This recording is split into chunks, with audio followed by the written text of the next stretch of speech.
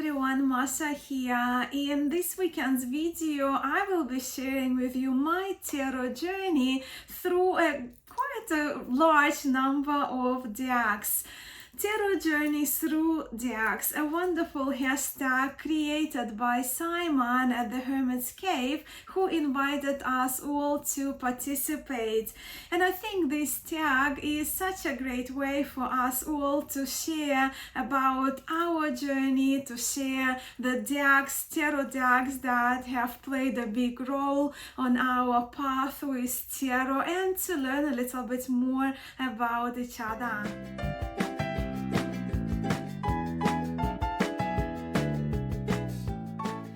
Simon created this tag, and as I watched his original video, I had every intention to do my VR to him as soon as I could, but due to a couple of unexpected personal trips I had to be on and the news of my now upcoming move to Queensland, relocation to Queensland in a couple of months, I am a little bit late with my video response.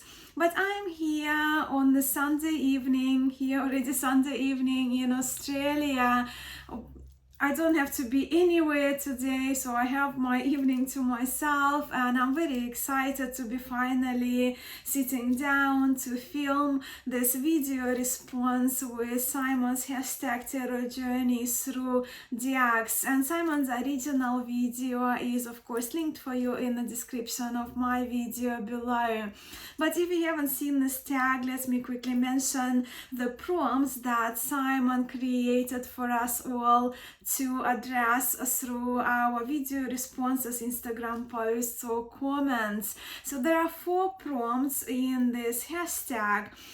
Prompt number 1 is the beginning. I'm just referring here to my notes in front of me. And the beginning is the deck that started it all for you. Prompt number 2 is the deepening. Decks that helped you grow, learn, or deepen your practice. Third prompt is the now. The decks that currently resonate with you the most. And the 4th prompt is the milestones. Any other decks that marked significant points in your tarot journey, tarot decks or not.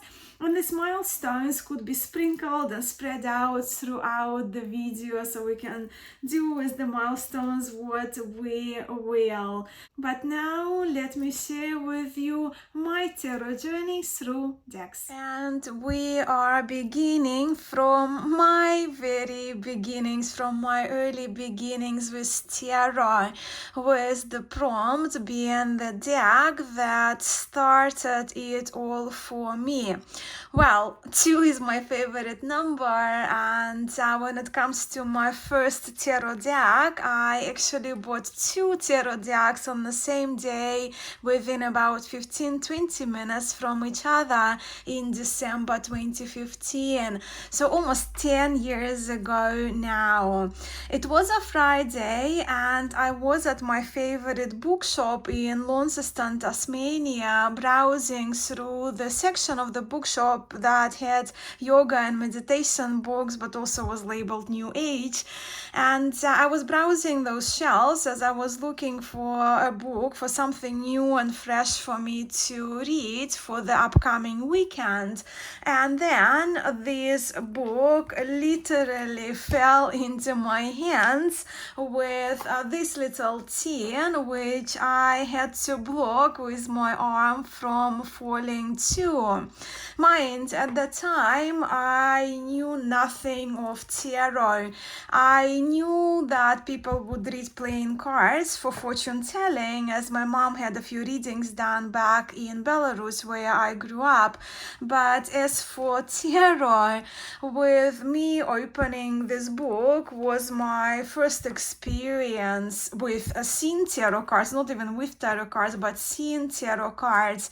And I was 34 at that time, so I didn't have very early beginnings with tarot, right? So the first tarot introduction happened to me with this book when I was 34 years old. But looking at the images of the cards in the book, because the tin was sealed in plastic, it kind of all felt warm and fuzzy and very familiar to me.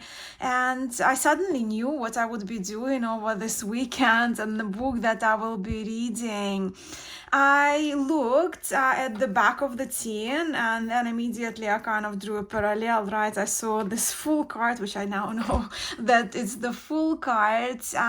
Yet I put the tin back onto the shelf, and for that moment I just purchased the book. As I remembered, I have seen boxes with cards at another shop 5-minute walk away where I used to buy crystals. I used to go to buy crystals there, and that's where I went next. As I entered the shop, my eyes went onto the top right shelf, where to my shock and surprise and awe was the tarot deck, which I now keep in the tin, but the tarot deck that was titled Russian Tarot of St. Petersburg. I immediately knew it was a good omen for me, as I was born in St. Petersburg, Russia, with St. Petersburg, of course, remaining one of my favorite cities in the world. As I pulled the box, the original box containing these cards into my hands, I read that the cards were illustrated by Yuri Shakov. And then when my heart started to beat really fast, as Yuri was the first name of my beloved grandfather, whose surname was Ushkov, so one letter difference from the illustrator of this tarot, Shakov. So I couldn't believe my eyes, and it was like my grandfather was present with me, giving a nod of approval with this new thing in tarot that I had just discovered. So these images, they're based on the landmarks of St. Petersburg, as the name of this tarot tells us, and to me they're beautiful. The oval shape in the middle reminded me immediately of Fabergé eggs in the museums that I've seen in St. Petersburg, those beautiful jeweled Fabergé eggs that were made for the royal family. But my grandfather, this tarot is very important to me to this day, as my grandfather Yuri, or Yura, his more kind of informal name, he was that person in my family who I was closest to growing up. And he wasn't just my grandfather, he also was the father figure in my life. As I grew up without my father, he wasn't present in my life, so my grandfather filled that role for me, and he was my biggest fan. He was my biggest supporter, who I knew loved me more than ever possible. So I had this tarot featuring the name of my birth city and the name of my grandfather, almost the name of my grandfather, in my hands. So I immediately bought this tarot and rushed back to that first store I first went to pick up the Centennial RWS tarot. And with this pocket-sized tarot, of course, you are very familiar with the images. It's one of the most loved popular editions of Rider-Waite-Smith tarot. And so my tarot journey started in Tasmania in December 2015 at Birchall's bookshop. Also very special because that was the bookshop that was the first bookshop in Australia, which opened towards the end of 1800s, and it's sadly no longer in operation. But it was the oldest bookshop when I purchased my second tarot deck, if you will. So the first tarot deck I held in my hands was the Centennial Tarot. The first tarot deck I purchased was the Russian Tarot of St. Petersburg. And this tarot I've used a little bit, but it's not my most used decks, but it's definitely perhaps my biggest tarot talisman that I have. So it's always kind of somewhere on my front shelves.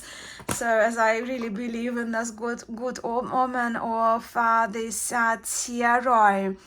And these two decks, they moved with me from Tasmania to New South Wales, the state I am at the moment. And in 2 months' time, these two decks will be coming with me to their third state in Australia, being the sunny Queensland.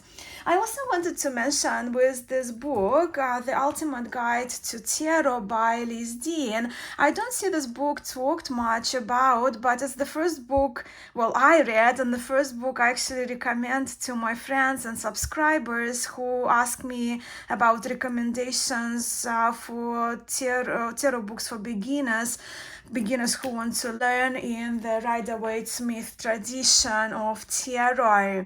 While, like many of you, I have a number of versions of the Waite-Smith-Waite tarot decks in my collection. And even so, this little one is my most trusted friend, who I do attribute the beginning of my tarot journey to, and me discovering tarot for the first time. Since I'm here with Rider-Waite-Smith Tarot, I will share with you two other versions which I treasure, with one of them being Blushing Fool. So that's a kind of a vintage version, of course, from the 1972, I trust, 71 perhaps, with plaid backs, which I wouldn't have if it wasn't for my friend who helped me get it. And I absolutely love the battery, like Simon likes to call this cardstock battery paper used, the colors and the sharpness of lines.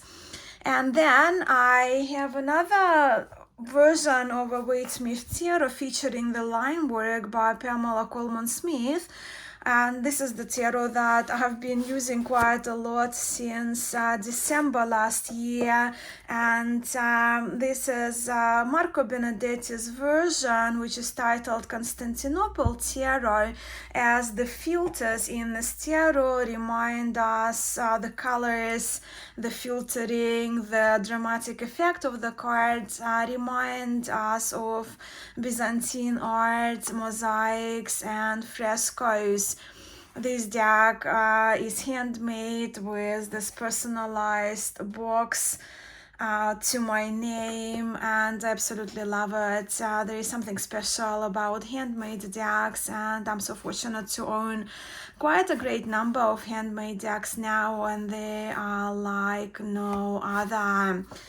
Look, what I'm trying to say here is that I cannot see my tarot library without these 3 Waite-Smith decks with original Pixies artwork, Pamela Coleman Smith artwork. And Rider-Waite-Smith will always be a tarot tradition which initiated me into the world of tarot, which brings me to Simon's second prompt, being the deepening. Decks that helped you grow, learn, or deepen your practice. Well, of course, the Centennial Tarot was the deck I started learning tarot with, accompanied fascinated by this book as my guide to begin with. And this was the tarot that I used most for the first, I would say, 8-9 months since tarot entered my life. And it also was around the time when I discovered YouTube, well, TarotTube, if you will. And YouTube was the place where I picked my third deck from, which ended up being my first online tarot purchase. Now, those of you who are watching, I'm curious to hear what your first online tarot purchase was, if you remember.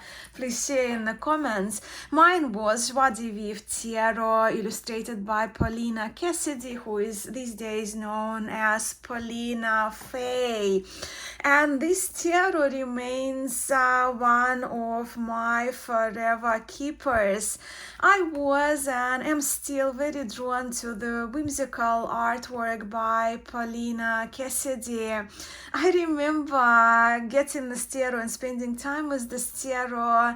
I remember rejoicing as I kept on a daily basis examining the cards one by one and looking at the cards and doing little readings. I did one to three cards at the time as I was learning. Didn't do big spreads, but I remember that this tarot has been really impactful for me, and this little guidebook was a great value for me as well.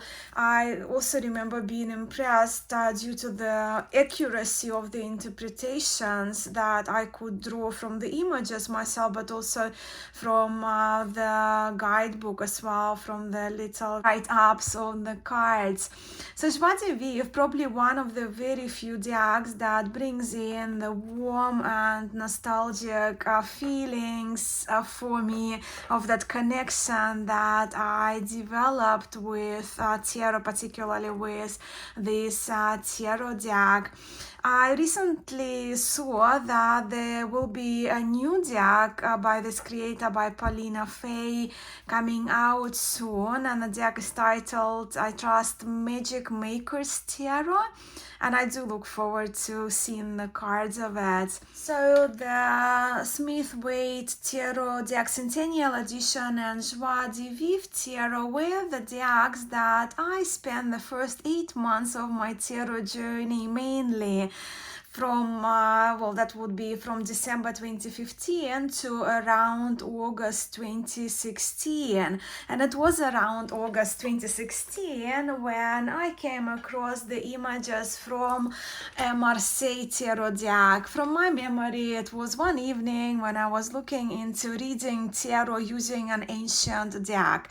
At the time, I didn't know anything about the history of tarot, but my online research led me to the CBD Tarot website run at that time by Yov Bendov.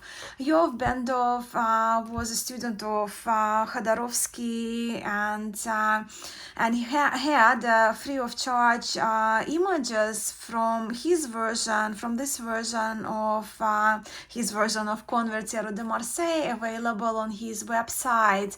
And I remember saving and printing those images and immediately ordering his book, which at that time was only available in black and white edition, independently published, but the book I ordered from Book Depository, and as the shop where I came across my first tarot deck ever, Birchall's in Tasmania, Book Depository online store, is no longer in operation. But now this book is available in color and published by Llewellyn.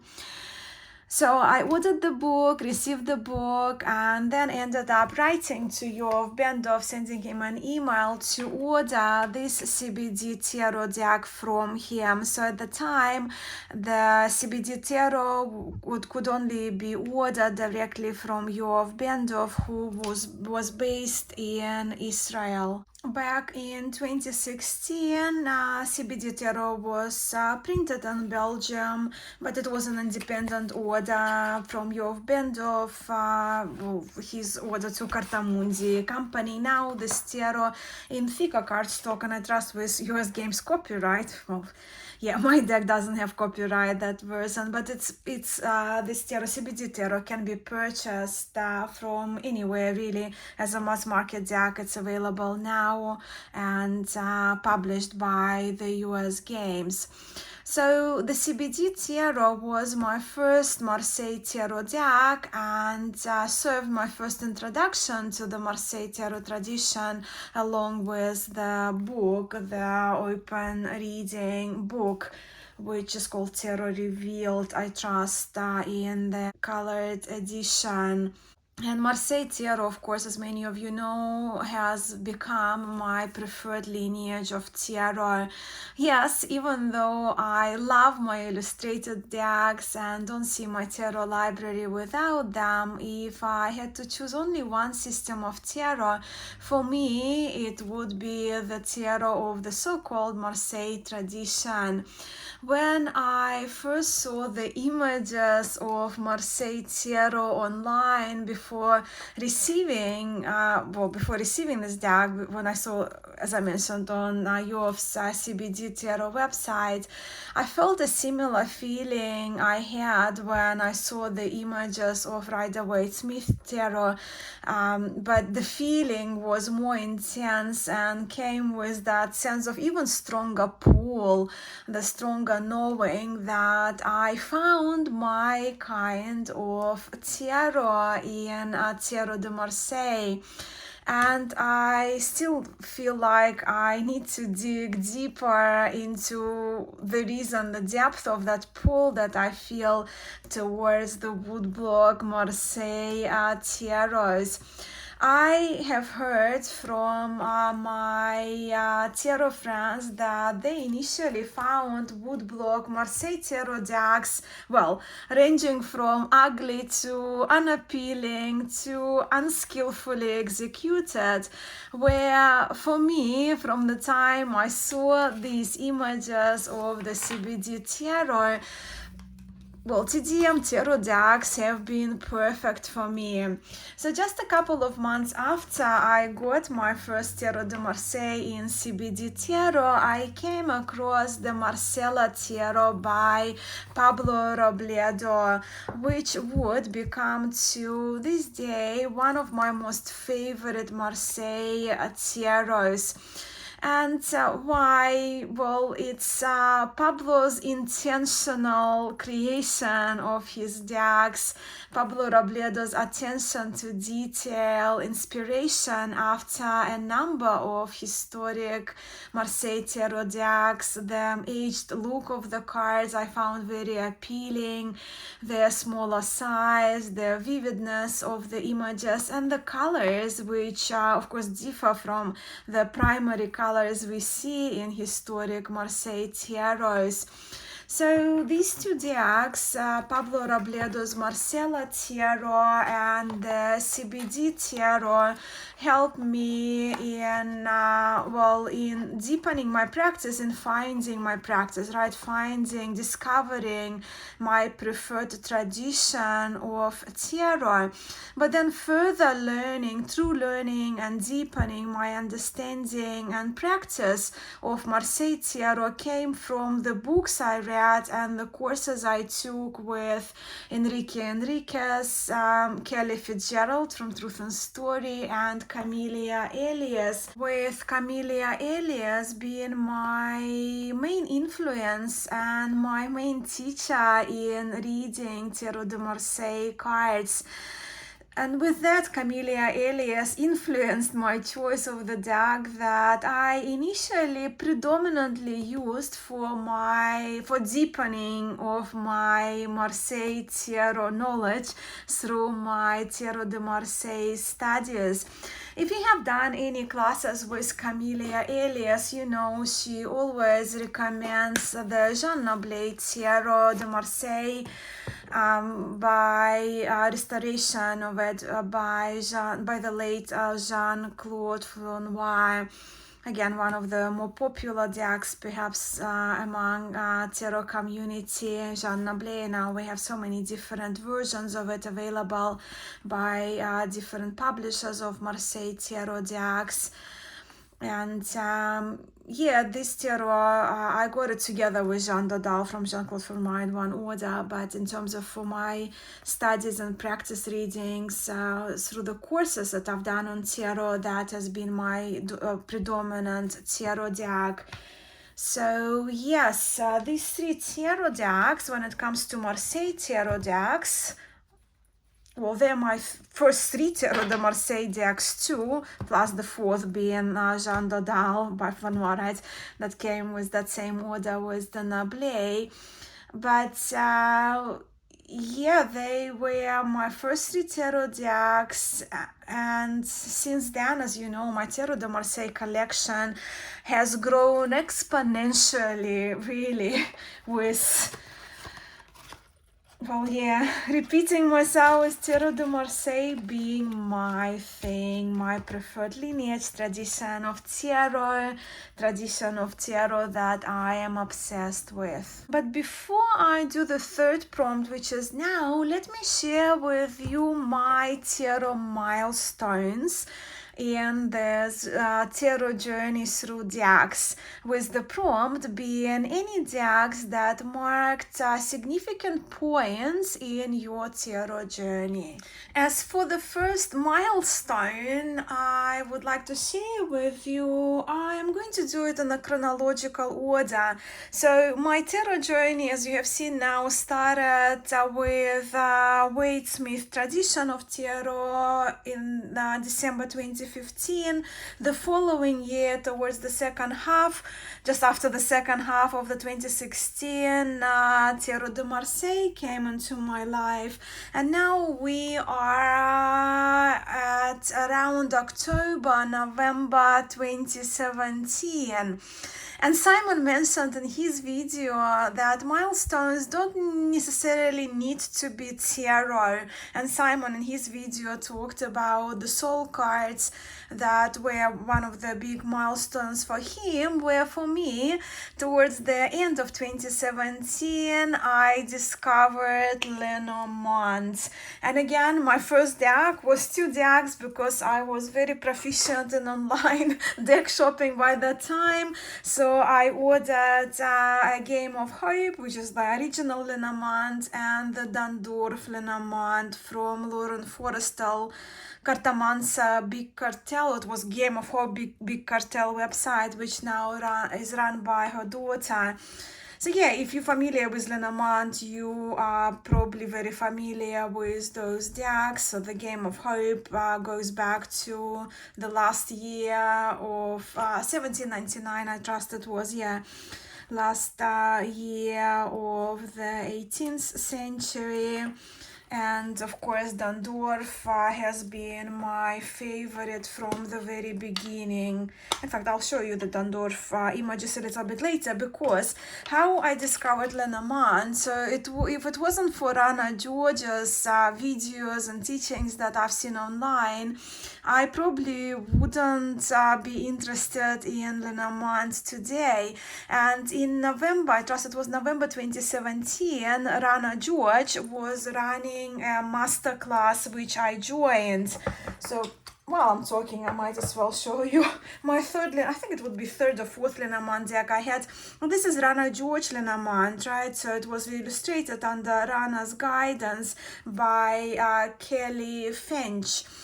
So yeah, I joined this masterclass that Rana was running, but it was an 8-week course, 8-week masterclass, and we had 4 teachers. We had Rana George, Mary Kay Greer, Donnelly de la Rose, and Bjorn Mjöris. So if you're kind of familiar with Lenormand, if you studied Lenormand or even began to look into Lenormand, names like Donnelly de la Rose, Rana George, America Gria, and for European people, Beyond Mer is probably very, very familiar. So for me, with this masterclass, I learned the basics of the Lenormand, and it even more so developed the passion, very like huge passion for this system of cartomancy. And even in the in the course, in the last weeks of the course, we were kind of given homework to do a grand tableau, and I've been loving a grand tableau when you lay 36 cards, right, in Lenormand, and you lay all of them. It could be done 8 times 4 plus 4, right? 4 rows of 8 cards, and then for the bottom, or you can do 4 rows of 9, just depending on the preference. But why Lenormand has been like, why I consider Lenormand so important is actually this is the system of cartomancy that I probably use most when I read for my friends who are not familiar with tarot cards, because it just resonates so much with them. Because with Lenormand is the language, and the language of Lenormand is rather universal, as we recognize the cards and we can apply these cards to our life. And what I love about reading Lenormand, and when I do readings for others, I actually very rarely do shorter kind of, 3 cards readings, just if my friends only wanted to do a quick check-in. But when I do like a reading with Lenormand, I prefer actually to do the 9 card square. That's what I'm laying the cards down here, right? And for you to see this beautiful Dandorf images. So yeah, the 3x3 or the grand tableau, and I always look like at the center card, the first card, to establish the theme of the reading. And yeah, so when I read for my sitters, who are my friends or acquaintances or friends of my friends, right, they can recognize the cards, the key cards that they have questions about. Like if it's a question about the marriage or commitment or contract they have to sign at work, we will look at the ring cards, and then we will look at the surrounding cards, so they can participate in the interpretation of the reading, because again, of that universal language, like a dog as a person, like, loyal friend, right? It's like everyone knows, it's very, very clear. Fox as a person, what does it say to you, right? A hustler at work, a hard worker, yes, perhaps, but also as a person, maybe somebody who is deceiving, clever, right? Like it's for little luck, little winnings. So this kind of, my friends absolutely love it, and I love using Lenormand for when I read for others, and for myself as well. I do grand tableaus, probably like every couple of months I would lay a grand tableau for myself and record the readings. And while I go through phases between tarot and Lenormand, if I could only use 2 systems of cartomancy, right, or traditions of cards, it would be Lenormand and tarot. So yeah, that's the Dandorf. Now that you've seen the images, I also have a very beautiful version. I don't have it next to me right now, but yeah, I also have this beautiful version of this Dandorf handmade by Agnes Kapler of Cartagram, and if you're interested, I do have a video on that. But the same images, and this deck goes to kind of around mid 1800s. The Dandorf, which remains to this day one of my most favorite, definitely most used Lenormand decks. So Lenormand was my first milestone. Next milestone that I wanted to talk about is, how would I title this milestone? Tarot journeys, right? So literal journeys linked with tarot. So what I mean by that is the milestone when I began to make tarot as a essential part of my trips. Allocating time for tarot during my trips in order to learn about tarot and perhaps foster tarot connections and friendships. So yes, I'm going to share with you a couple of my most cherished tarot-related memories, which were a part of my overseas travels. So the first country we're going to with this milestone is Italy. And it was in Milan, in Italy, where I went to Pinacoteca di Brera and where I had my private viewing of the original cards from the 15th century Visconti tarot. So they're the original cards with all the gold stamping on the cards. It's just one of the high resolution images that I took that I have on my iPad.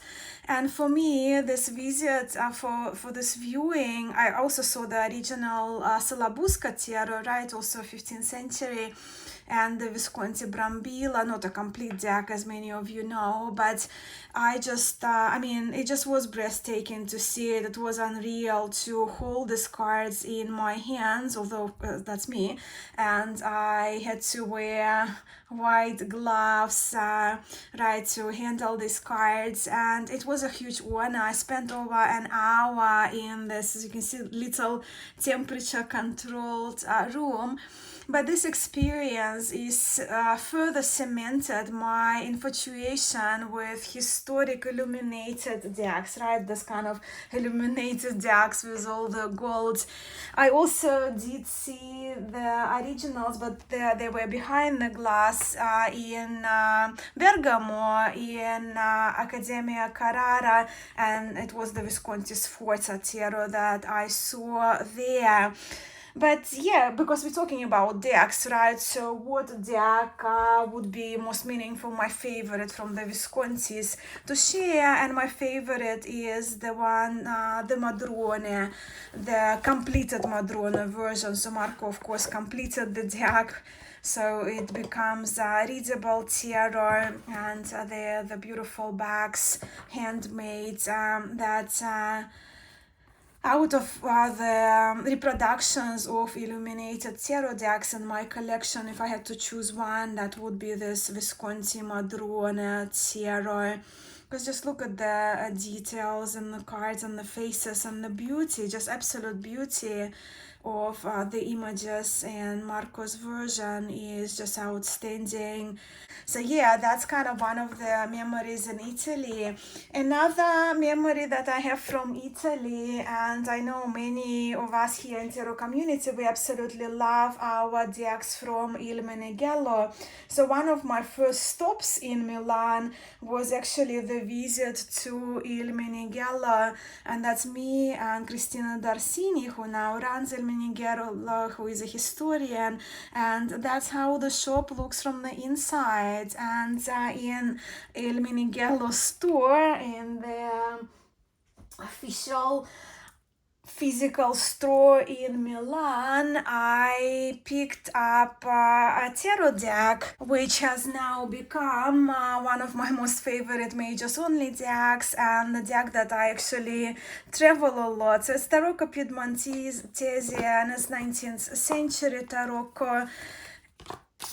I'll just show you a few images. I absolutely love this deck. I think it's charming.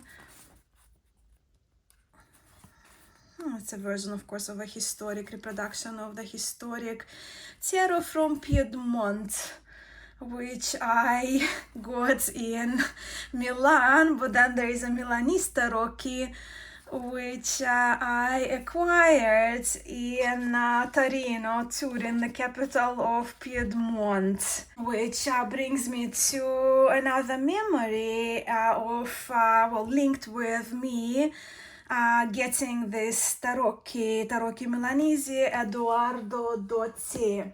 So it was in Turin, in Italy, and I went there in 2023, I don't think I've mentioned that, where I have met with Giordano Berti, and many of you know that Giordano Berti, well, he is the person behind this tarot, reproduction of this tarot, and behind Rinascimento Italian style art. He is a renowned art and tarot historian, an expert in symbology, in art and tarot. And so I met with him, because you can see we shared a glass of beautiful wine, which I can't get in Australia. It's a Grignolino. And Giordano, I was very lucky, very fortunate, very grateful and honored that Giordano did a reading for me using this tarot key, this Edoardo Dozzi tarot. The cards are smaller. But because of those memories, those decks that I've just showed you, they're so very special to me. They have not just the value of me as just a kind of card tarot deck I have, but also kind of a, I guess, deeper, warmer feeling that they extract out of me every time when I use these cards. So that's that. And one more memory from Italy for me also, because so with journeys through the decks, right?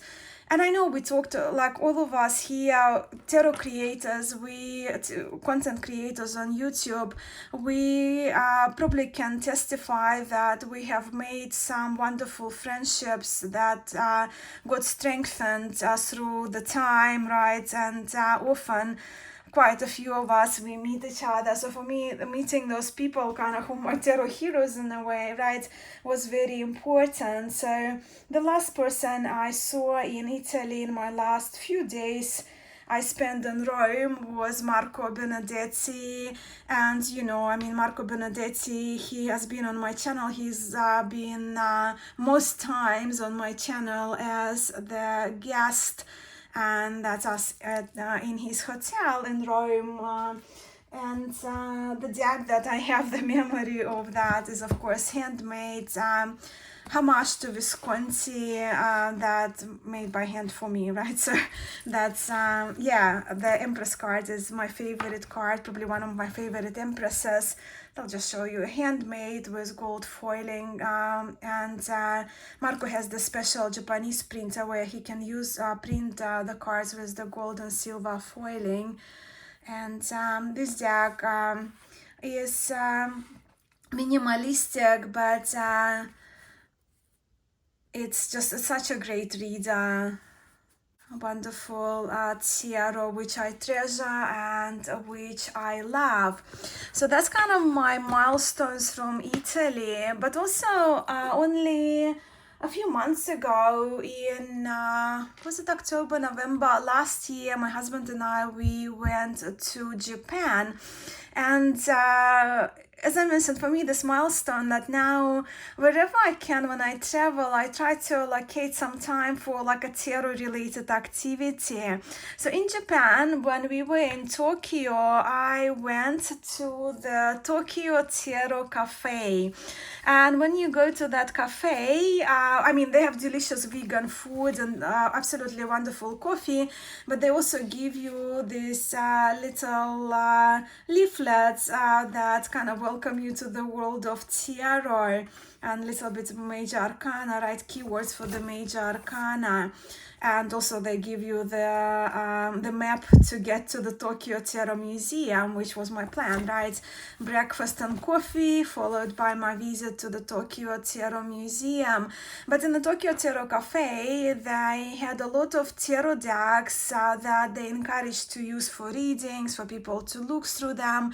And the one that I chose when I was there that kind of drew me in, very kawaii, very cute, adorable tarot, and I call it the Otis Tarot, which is based on, follows the Rider-Waite-Smith tradition.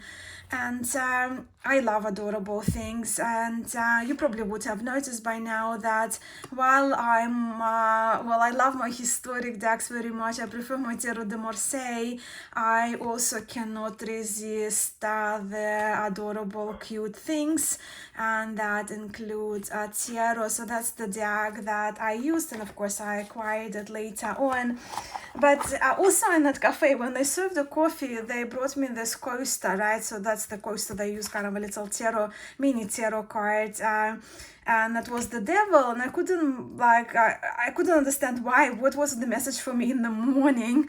But then I realized when I got to the Tokyo Tarot Cafe, Tarot Museum, I've got this brochure there. So Tokyo Tarot Museum, they have this don't know if I can bring it in. Do they have it? Yeah.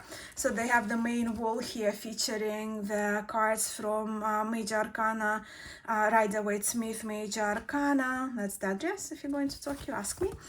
But yeah, so then after my breakfast at Tokyo Tarot Cafe, I went to the Tarot Museum. When you buy a ticket, they give you like a card, and mine was the random cards, and mine was the Lovers from the little Japanese bird tarot that features a lot of badges and parrots.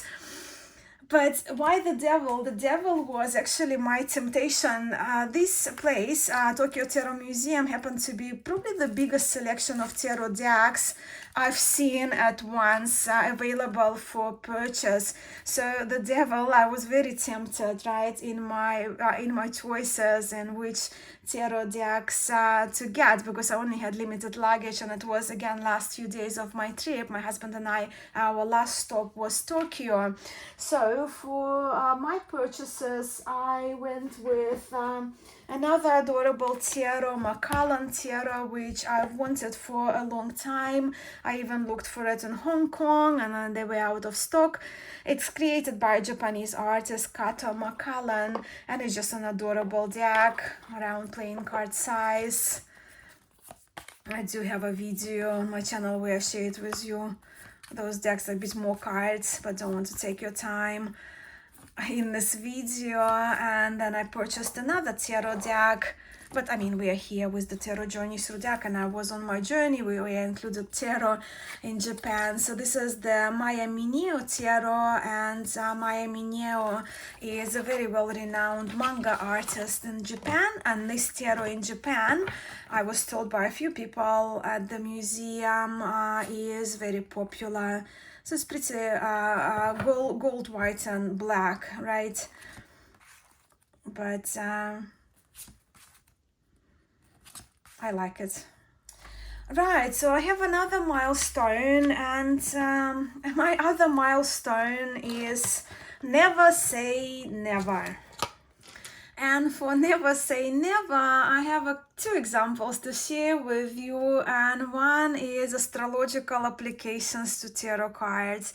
I kind of for a long time thought for myself, it's not for me, and it may not still be, right? It may not still be, but I would say like I will never be applying astrology or combining astrology with tarot yet. This year, well, I started in December last year, but I'm going through this book, 36 Secrets, A Deepening Journey Through the Minor Arcana of Tarot by T. Susan Chang. And I must admit that I'm really enjoying the insights I'm getting about the cards of the Minor Arcana. And in this book, T. Susan Chang, she used Waite-Smith tarot to illustrate the book, right, to illustrate the decans, as every 10 days we move. And right now, actually, we just entered the first decan. So yeah, happy astrological new year, which we arrived in this week with the spring in the northern hemisphere and autumn equinox here. So we are here with the Two of Wands. We begin new year with the Two of Wands. And with this tarot, with this book, I will actually ask Marco to make the Constantinople tarot for me. I'm not going to show the cards because I already showed them. But yeah, so I could use this tarot to accompany my 1 year journey through the 36 decans, and I have been enjoying it so far. And as I said, like, I don't know whether I will be applying much astrology or decans to my readings as I go along, but definitely I'm learning about astrology, and I'm getting really good insights about cards of the Minor Arcana, because that's kind of that's where the book shines, although of course we have two majors for each decan as well. And my second never say never milestone is the cat decks. Yeah, another never of mine used to be cat-themed decks, as while I love both cats and dogs, I could not at the time understand why so many people love cat tarot decks so much. But then at the end of 2023, it was beginning of December 2023, I found on a Sunday, it was a Sunday, I found this little kitten abandoned in a shrub, sitting inside of the shrub, shaken, famished, terrified, in front of my house. And as I picked up that's the first day when I actually brought him home, I just knew that this little soul is mine. And his name is Soli. The short version of his name is Soli. And he is now thriving at being 1.5 years old, and I adore him. And within 2 weeks after I adopted him, I got my first cat tarot deck, and I never looked back. So that I'll just show you a few photos. So that's Soli, first day and probably his first week with us. From the very beginning, he was very much into my tarot shelves. He never destroyed anything or chewed on anything, but he would just sit among my tarot decks and tarot books. And well, for most of the videos you see this kind of shelving unit is behind me. And yeah, this is the card with Apollo, right, from Vaketa Tarot. But why? Because Soli is actually, because I found him on a Sunday, and because he has those eyes, and I'll show you a couple more photos, that kind of golden eyes, I decided to name him. His full name, Soli's full name is Apollo, right, the god of the sun, and Solaris, which is again linked with the solar and the sun, yeah, so they are the eyes of my Soli. And a few of you have asked for updates, so I'll just show you a couple of pictures of how Soli has grown. So that's Soli most recently. It's my beautiful, all grown up boy. So yeah, with cat tarot decks, now that you have seen Soli, the first tarot cat deck I got was the medieval tarot. Just because it features, I call this tarot Faces of Soli, right? So medieval cat tarot, US Games, quite an old deck, published a while back. But yeah, as you can see, Faces of Soli, it features the faces of a peach cat, which reminds me of Soli. And this tarot, it's semi-illustrated, right? So you get your pips if you prefer to read Tarot de Marseille or pip decks, but also the in the oval kind of frame in the center of the card. We are with more RWS like references. So here we are with the 7 of Cups, our 2 of Cups, 3 of Batons, so you can see the sheep, a telescope, right? So that was the first one. And my latest one was actually the deck that I saw first on Simon's channel, Enchanted Forest Felines Tarot.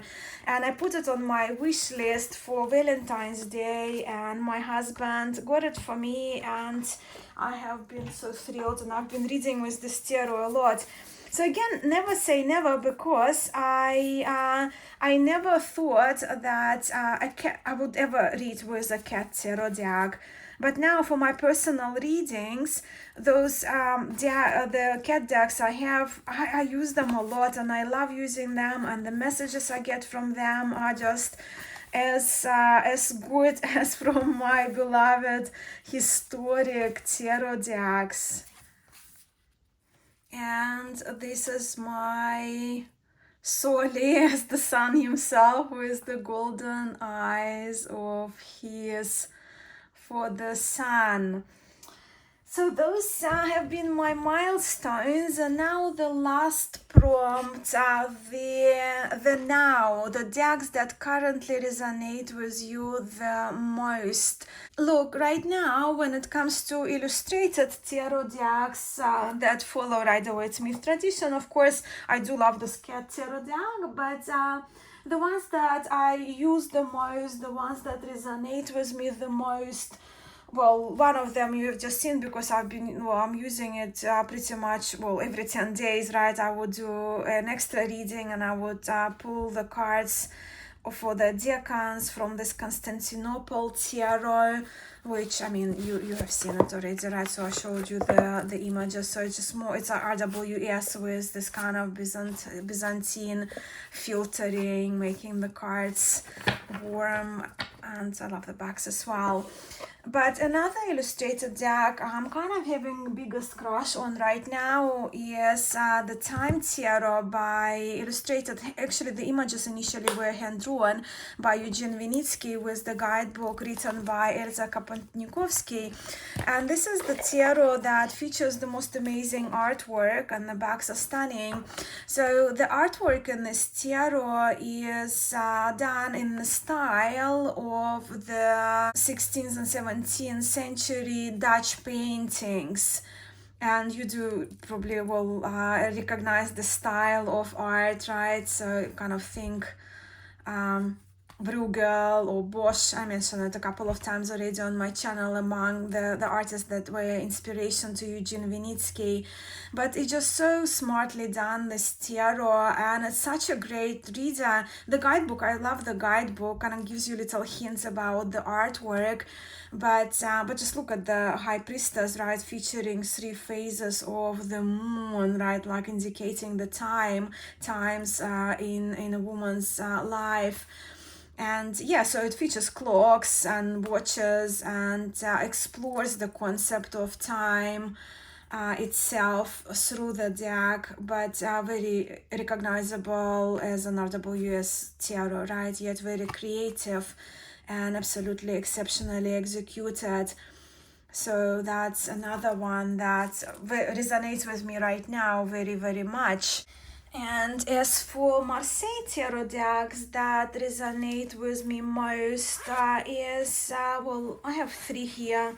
I mean, I could mention more decks, but I'll just kind of do the essentials. They kind of almost my forever decks now, right? Even with the Time Tarot, I would think out of non-historic deck, this one is my immediate forever.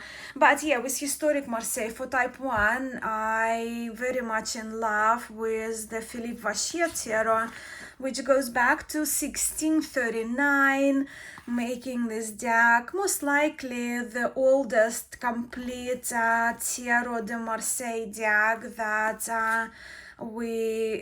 that survived. And this, yes, as I mentioned, this is the restoration by Yves Crenoir, and here's Saint Valentin.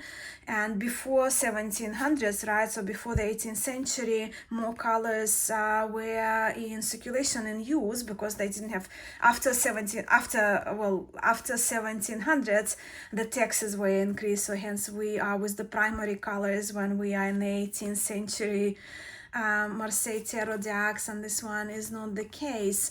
So love this one, but also the Jean Payen 1743, and this is the handmade copy with the backs. Also, you can see the layered backs, handmade backs. This is a commission deck from Cartagram, from Agnès Kapleur. But the wood blocks in those 2 decks are the same, so that's kind of interesting. But of course I love them both. This one is later, right, so we're looking at about 104 years later, and this one more features the deeper blues, but the wood blocks still 100 years from then, they are preserved really well.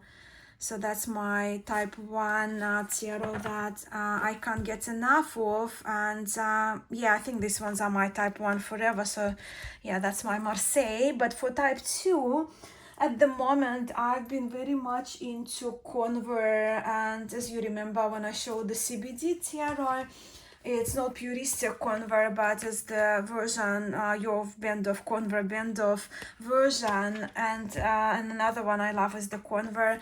This one is just more that's the package it came in. But this is the version, a pocket version of Nicholas Convert, which is published by a mass market publisher in France. I got it from Amazon, and it's gilded, and the cards are smaller. So if I compare with the standard tarot size, so you can see this is my kind of deck that I've been reading probably most with this month, because I've been carrying it around with me. The cards are glossy, but they handle very well.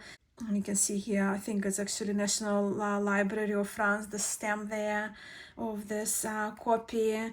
But I think it's absolutely delightful, and it's little, and the wood blocks and the quality, how the original convert tarot, well, there are a few of them, but this one is just like an excellent reproduction, and I trust it would be a facsimile with minimal adjustments.